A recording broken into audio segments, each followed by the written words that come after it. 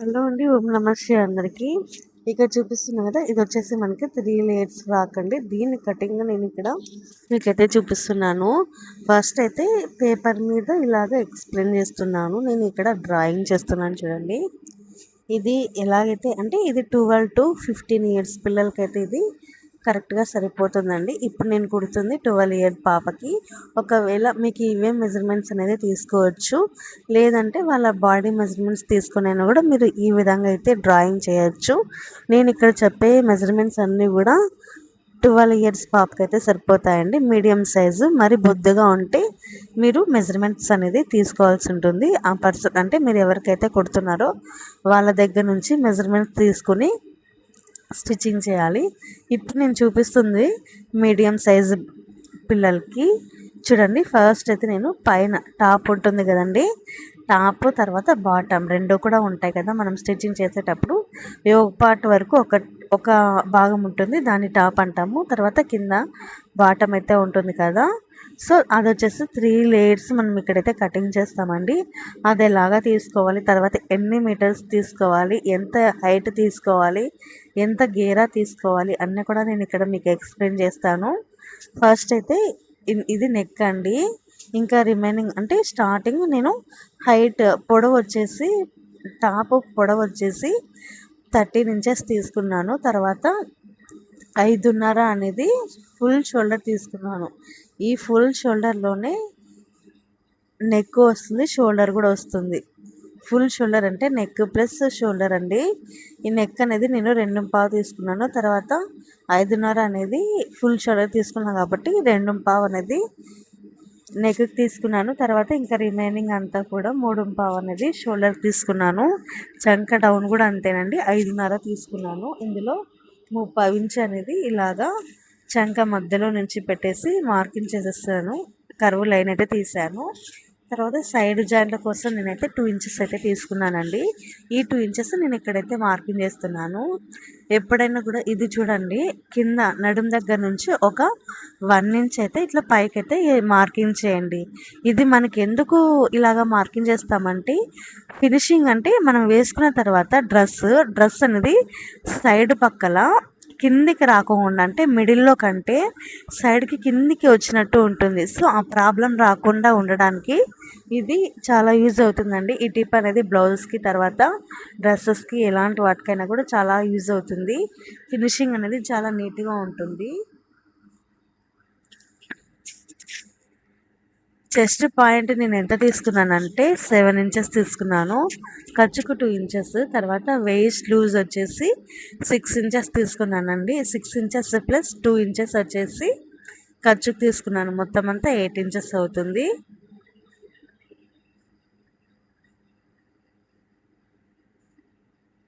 ఖర్చుతో పాటు నేను 13 ఇంచెస్ తీసుకున్నాను, కానీ ఇక్కడ 12.5 అయితే మార్కింగ్ చేస్తాను, ఎందుకంటే హాఫ్ ఇంచ్ ఖర్చుకు పోతుంది కాబట్టి. ఇక్కడ చూడండి, ఈ విధంగా నేను కింద ఇది టాప్ అయితే కంప్లీట్ అయిపోయిందండి. కంప్లీట్ అయిపోయిందా కదా. ఇప్పుడు చెప్తా చూడండి మెజర్మెంట్స్ అన్నీ నేను ఏమేమి తీసుకున్నాను, ఏవి సరిపోతాయి అనేసి.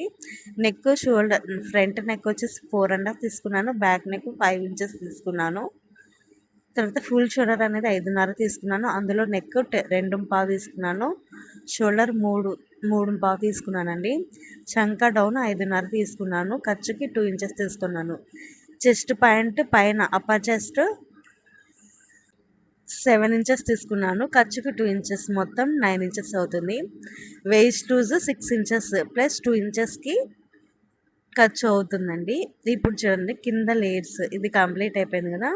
సో ఇప్పుడు మనం కింద లేయర్స్ 3 లేయర్స్ ఫ్రాక్ కదా మనం స్టిచ్ చేస్తుంది. సో 3 లేయర్స్ ఫ్రాక్ కుట్టేటప్పుడు ఇలాగా మనకి 3 లేయర్స్ అయితే తీసుకుంటాము.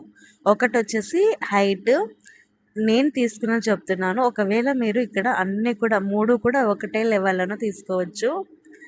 నేను 10 ఇంచెస్, నేను తీసుకెళ్ళి 7 ఇంచెస్, 9 ఇంచెస్, 11 ఇంచెస్ తీసుకున్నాను. అంటే 2 ఇంచెస్ అనేది గ్యాప్ తోటి అయితే తీసుకున్నాను. ఒకవేళ మీరు అన్నీ కూడా 10 ఇంచెస్ 10 ఇంచెస్ 10 ఇంచెస్ తీసుకోవచ్చు, కానీ తీసుకునేటప్పుడు లేయర్స్ అనేది కొంచెం తగ్గించుకోవాలి. చూడండి, పైన 1 మీటర్ తీసుకున్నాను, సెకండ్ లేయర్కి 2 మీటర్స్ తీసుకున్నాను, థర్డ్ లేయర్కి 3 మీటర్స్ తీసుకున్నాను. ఇలాగ తీసుకోవాలి.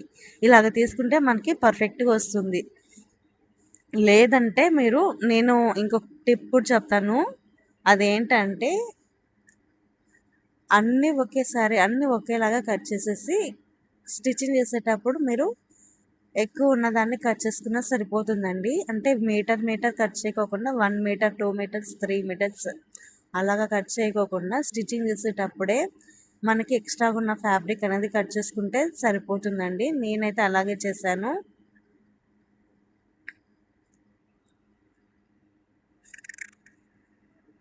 చూడండి ఇప్పుడు దీని మెజర్మెంట్స్ అన్నీ ఒకసారి మీకు చెప్తున్నాను. అదే 12.5 అనేది హైట్ అనేది తీసుకున్నాను. ఖర్చుకి ఒక హాఫ్ ఇంచ్, తర్వాత 3 లేయర్స్ ఇవన్నీ కూడా ఇలాగా 3 లేయర్స్ కూడా 1 మీటర్స్, 2 మీటర్స్, 3 మీటర్ ఇలాగ తీసుకున్నానండి. మనం ఇందాక మార్కింగ్ చేసాం కదండి పెన్ను తోటి. సో ఇప్పుడు ఇక్కడ మనము రియల్గా అంటే లైనింగ్ మీద అయితే మార్కింగ్ చేయాల్సి ఉంటుంది. లైనింగ్ మీద మార్కింగ్ చేసేటప్పుడు చూడండి ఈ విధంగా ఫోల్డింగ్ అనేది 4 లేయర్స్. అంటే ఎప్పుడైనా కూడా మనము స్టిచ్ అంటే కటింగ్ చేసేటప్పుడు 4 లేయర్స్ ఉండాలి కదా. ఎందుకంటే బ్యాక్ పార్ట్కి 2 వస్తాయి, ఫ్రంట్ పార్ట్కి 2 వస్తాయి, కాబట్టి మనకి 4 లేయర్స్ అయితే ఉండాలి. ఇక్కడ చూడండి నేను ఇక్కడ 13 ఇంచెస్కి అయితే ఇలాగ మార్కింగ్ చేశాను హైట్ అనేది. తర్వాత వెడల్పు వచ్చేసి మనకి 9 ఇంచెస్ రావాలి కదా. 7 ఇంచెస్ అనేది చెస్ట్ పాయింట్ వస్తుంది. తర్వాత 2 ఇంచెస్ అనేది ఎక్స్ట్రా ఖర్చు కోసం, కాబట్టి ఇక్కడ మనకి 9 ఇంచెస్ కావాలి. ఇలాగా ఫోల్డింగ్ అయితే పెట్టుకున్నానండి 9 ఇంచెస్ వచ్చే విధంగా. ఇలాగ చేస్తే మనకి క్లాత్ అనేది అడ్జస్ట్మెంట్ అవుతుంది, తర్వాత ఈజీగా కూడా ఉంటుంది. చూడండి ఇలాగ స్కేల్ తోటి ఒక లైన్ వేసేసిన తర్వాత మనము నెక్, షోల్డర్ ఎంత వచ్చింది 5.5 తీసుకున్నాం కదా. ఇందులో నెక్కి 2.5, తర్వాత షోల్డర్కి 3.5 అయితే తీసుకోవాల్సి ఉంటుంది. తర్వాత ఫ్రంట్ నెక్ హైట్ అనేది 4.5 తీసుకున్నానండి. విడ్త్ అంటే వెడల్పు అనేది 2.5 అయితే ఇలాగ తీసేసుకునేసి కొంచెం బ్రాడ్గా రావాలనేసి కొంచెం డీపే తీసాను. ఒకవేళ మీకు వద్దనుకుంటే పైన ఎంతైతే తీసుకున్నారో కింద కూడా అంతే తీసుకోవచ్చు. నేను ఇక్కడ ఇస్తుంది స్వీట్ హార్ట్ నెక్, దానికోసం ఇక్కడ కొంచెం డీప్ అయితే ఇచ్చాను. చంక డౌన్ కూడా నేను 5.5 అయితే పెట్టానండి. 5.5 పెట్టిన తర్వాత ఇక్కడ మధ్యలో నార్మల్గా అయితే మనం ఇచ్చేది ఇక్కడ 1.5, 1.5, 1 అయితే ఇస్తాం కదా. కానీ ఇక్కడ మనము పిల్లలకి కుట్టేటప్పుడు 1.5 ఇంచ్ ఇస్తే సరిపోతుందండి. ఎందుకంటే వాళ్ళకి అంత స్కిన్ అయితే ఉండదు, కాబట్టి ముడతలు వచ్చే ఛాన్స్ ఉండదు. ఇక్కడ మనము ఇలాగ కలిపేసేయాలి. పైన ఒక హాఫ్ ఇంచ్ అనేది ఎక్స్ట్రాగా మనం పెట్టుకున్నాం కదా, అంటే ఖర్చుతో పాటు మనం 13 ఇంచెస్ తీసుకున్నాం కాబట్టి ఇలాగ చూసుకోవాలి. తర్వాత మధ్యలోకి ఒక మార్కింగ్ వేసేసి ఇక్కడ నుంచి చంక దగ్గర మనం లైన్ వేస్తాం కదా, మిడిల్లో అదిను తర్వాత కింద లైన్ 3 కూడా కలిసే విధంగా ఇలాగ మార్కింగ్ చేసిన తర్వాత చెస్ట్ పాయింట్ అనేది నేను ఇక్కడ మార్కింగ్ చేస్తున్నాను. Chest point, upper chest point మనకి 7 ఇంచెస్ వచ్చింది, వేస్ట్ లూజ్ 6 ఇంచెస్ వచ్చింది, కాబట్టి 1 ఇంచ్ అనేది ఎక్స్ట్రాగా మార్కింగ్ చేసుకుంటున్నాము మనం బ్యాక్ పార్ట్ టక్స్లు ఇవ్వడానికి, తర్వాత ఫ్రంట్ పార్ట్ టక్స్లు ఇవ్వడానికి. కానీ నేను ఇక్కడ మళ్ళీ కుట్టేటప్పుడు ఒక చేంజ్ అనేది చేశాను. అది ఏంటి అంటే ఇక్కడ నేను తీసుకెళ్ళి 1 ఇంచ్ ఎక్స్ట్రాగా తీసుకున్నాను, కానీ మనం స్టిచ్ చేసింది ప్రిన్సెస్ కట్ కుట్టామండి. ఫ్రంట్ చాలా బాగా వచ్చింది.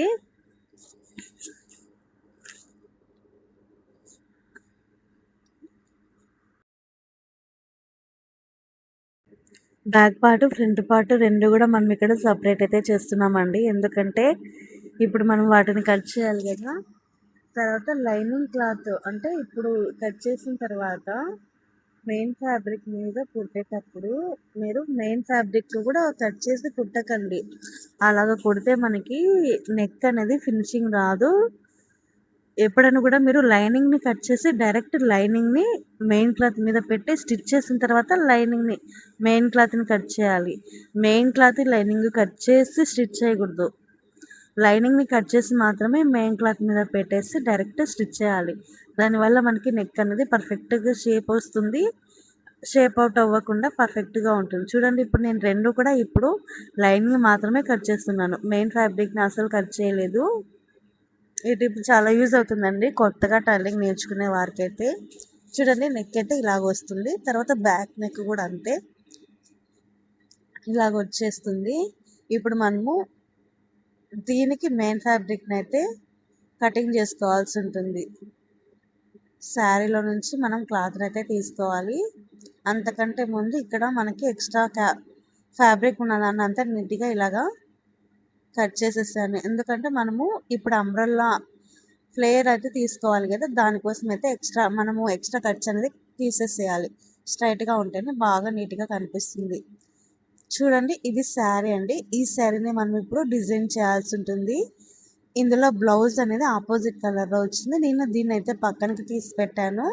ఇలాగా కట్ చేస్తున్నాను. ఇప్పుడు కట్ చేసేటప్పుడు ఒక చిన్న టిప్ అయితే చెప్తారు చూడండి. ఎప్పుడైనా కూడా ఇలాంటి మెత్తని క్లాత్కి స్ట్రైట్గా అనేది రాదు, అంటే క్రాస్గానే వస్తుంది. అలాంటప్పుడు మనము కొంచెం చివరన కట్ చేసి దానికి ఒక పోగు అనేది ఉంటుంది, దాన్ని ఇలాగ లాగితే మనకి స్ట్రైట్గా వచ్చేస్తుంది. అది ఎలాగున్నా కూడా స్ట్రైట్గా మనకు అని కనపడుతుంది. దాని మీద మనము కటింగ్ అనేది చేసుకుంటే అప్పుడు పర్ఫెక్ట్గా స్ట్రైట్ లైన్ అయితే వస్తుందండి. ఎక్కడే కానీ క్రాస్ ముక్క రాకోకుండా కరెక్ట్గా వస్తుంది. ఈ టిప్ కూడా చాలా యూజ్ అవుతుంది కొత్తగా టైలరింగ్ నేర్చుకునే వారికి. ఒకవేళ మనం చేసే వీడియోస్ మీకు నచ్చాయి అని అనుకుంటే ఖచ్చితంగా మన ఛానల్ని సబ్స్క్రైబ్ చేసుకొని వీడియోని కూడా లైక్ చేయండి. ఇప్పుడు నేను ఫ్రంట్ పార్ట్ బ్యాక్ పార్ట్ రెండు కూడా మెయిన్ క్లాత్ మీద పెట్టేసి అంతా జాయింట్ అయితే చేస్తున్నానండి. దానికోసం ఇక్కడ క్లాత్ని అయితే ఇలాగా ఎక్స్ట్రాగా తీసుకుంటున్నాను. ఎప్పుడైనా కూడా మనము ఇలాగ కట్ చేసేటప్పుడు మెత్తని క్లాత్ని కొంచెం లాగకుండా ఎక్కువనే క్లాత్ వదిలేయాలి. ఎందుకంటే ఇవి మెత్తని క్లాత్లు కాబట్టి కొంచెం తక్కువ అయిపోయినా కూడా మొత్తం అంతా పాడైపోతుంది డ్రెస్సు. అందుకే కొంచెం ఎక్కువే ఇచ్చుకునేసి కుట్టుకోవాలి అండి, కటింగ్ చేయాలి. ఇప్పుడు దీంట్లో కూడా చూడండి ఎక్స్ట్రా క్లాత్ని అంతా కట్ చేశాను. కట్ చేసిన తర్వాత ఇప్పుడు మనము చూడండి ఇది వచ్చేసి ఇప్పుడు మనము ఫ్రాక్ అయితే వాడాల్సి ఉంటుంది. దీన్ని నేను ఎలాగో ఫోల్డింగ్ చేస్తున్నాను అనేది ఒకసారి మీరు గమనించండి. ఇక్కడ ఒక మిస్టేక్ జరిగిందండి. ఎవరైనా గుర్తుపట్టింటే ఖచ్చితంగా కింద కమెంట్ సెక్షన్లో అయితే కమెంట్ చేయండి. చూద్దాం ఎవరు కమెంట్ చేస్తారో. చూడండి ఇలాగా మొత్తం అంతా ఫోల్డింగ్స్ అనేది నేను ఎలాగ వేస్తున్నాను అనేది ఒకసారి గమనించండి. మీకు బాగా కనిపిస్తుంది ఏం తప్పు అనేది కూడా మీకు అర్థమైందని అనుకుంటున్నాను. చూద్దాం ఎవరు కమెంట్ చేస్తారో. చూడండి ఇలాగా మిడిల్లోకి ఫోల్డింగ్ అనేది వేసాను, అంటే మళ్ళీ దీన్ని కూడా మళ్ళీ మిడిల్లోకి ఇలాగ ఫోల్డింగ్ చేస్తున్నాను.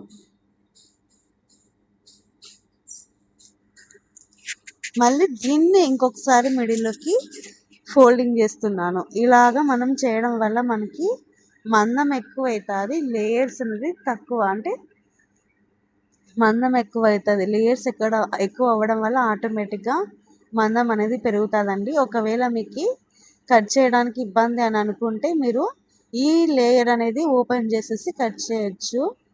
ఇప్పుడు ఎక్స్ట్రాగా ఉన్న ఫ్యాబ్రిక్ని అంతా నీట్గా ఇలాగ కట్ చేస్తున్నాను. కట్ చేసిన తర్వాత చూడండి ఇలాగా నేను ఇక్కడ హైట్ అనేది చెప్పాను కదండి, 7 ఇంచెస్, తర్వాత 9 ఇంచెస్, 11 ఇంచెస్, 2 ఇంచెస్ గ్యాప్ తోటి క్లాత్ని అయితే తీసుకున్నాను. ఒకవేళ మీరు అన్నీ ఈవెన్గా అంటే 10 ఇంచెస్ 10 ఇంచెస్ 10 ఇంచెస్ అలాగైనా తీసుకోవచ్చు, అది మీ ఇంట్రెస్ట్. నేను కొంచెం లేయర్స్ అనేది కిందది పెద్ద ఉంటే బాగుంటుంది అనిపించింది నాకు, నేనైతే అందుకోసం అయితే అలాగ తీసుకున్నాను. ఇది మీ ఆప్షనల్ అండి, లేదంటే కస్టమర్ ఎలాగైతే అంటారో అలాగైతే మనం స్టిచ్ చేయాల్సి ఉంటుంది. ఇప్పుడు ఒక లేయర్ ఇదంతా మనకి అవసరం లేదు, ఇప్పుడు మనం కట్ చేసేదే మనకి అవసరం ఉంటుంది. అంటే ఇదంతా కూడా మనకి ఎక్స్ట్రాగా మిగిలింది ఫ్యాబ్రిక్. ఒకవేళ మీరు హైట్ అనేది ఇంకా ఎక్కువ పెంచుకోవాలనుకుంటే అప్పుడు మీరు సరిపోతుందండి. కానీ ఇక్కడ మనం స్టిచ్ చేస్తుంది 12 to 15 ఇయర్స్ పిల్లలకి కాబట్టి క్లాత్ అయితే కొంచెం మిగిలింది. లేదంటే మనకి ఎక్కువ హైట్ కావాలంటే అప్పుడు మనకి చాలా ఫ్లేర్ కావాలి కదా, ఒక 35 అన్న కావాల్సి ఉంటుంది, అప్పుడు మనకైతే సరిపోయిద్ది. ఇప్పుడు మనం స్టిచ్ చేసింది 27 ఇంచెస్ అనుకుంటాను నియర్లీ. అంతే, ఎక్కువ తక్కువే. ఫ్లేర్ అనేది హైట్ అనేది తక్కువేనండి, ఎందుకంటే చిన్నపిల్లలు కదా, సో వీళ్ళకి హైట్ అనేది ఎక్కువ అవసరం లేదు.